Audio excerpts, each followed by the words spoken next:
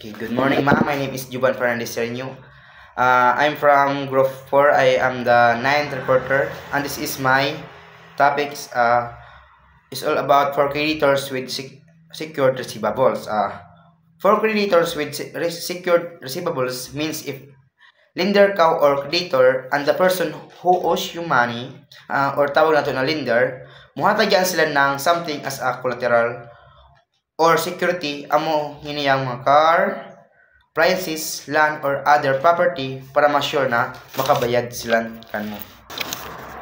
And first, file an ordinary collection or sum of money case in the same manner as previously discussed. File an ordinary collection or sum money case if the borrower fails na makabayad, ikaw na yagpautang, you can go to the court and magreklamo din to pay the money na utang kan mo. Sum of money case is pasabot saan you file this in court pag yung person borrowed money and makabayad ng utang, you can go or want the court to order to pay you back. For example is, ako nagpautang ng kwarta, din ipautang ko si John Vincent ng kwarta, din on time na wayan makabayad, pwede ako mukadto sang court, din magreklamo ako para nga utang na makabayad di, mabayad ng anak. Mag-file ako ng sum of money case. And the second is exercise any of the rights under Article 1484 as previously discussed also. Second, exercise rights under Article 1484. This article gives three options to a seller who sold something on the installment and took a security interest in it. If the buyer defaults, there are three options. Exact full payment. First, the buyer to pay. The second is cancel the sale, take back the item and cancel the deal. And the last one is foreclose the mortgage, sell the item or collateral to recover the amount owned. You choose only one. You can foreclose and still ask for more money if it's a sale or personal property on installment.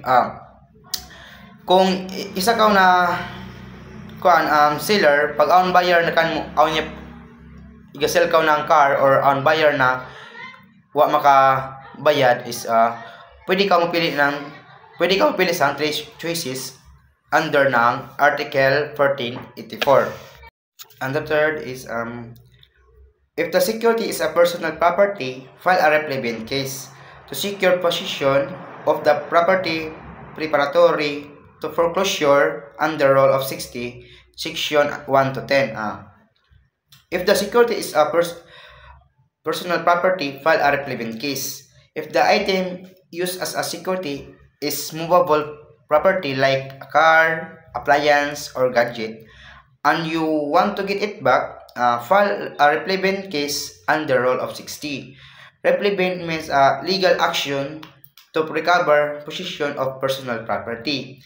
You file this to get the item first, so you can later sell it or foreclose it to recover the debt. And the last one is foreclosure that mortgage judicially under Rule of 69 of the Rule of Court. Foreclose the mortgage judicially Rule of 69. If the security is a real estate like land or a building, you can foreclose the mortgage in court under Rule of 69. This means ask the court to allow you to sell the property to pay the debt. This is done judicially, meaning through a court case, not just by sending notice or doing it by yourself. Example scenario. Let's say I am a car dealer and magbaligya ako ng car kang John Vincent on installment worth of 500,000 and John Vincent yung paid naan is 100,000 and stop yan pagbayad din you the seller have the car as security or collateral because you keep the ownership until full payment.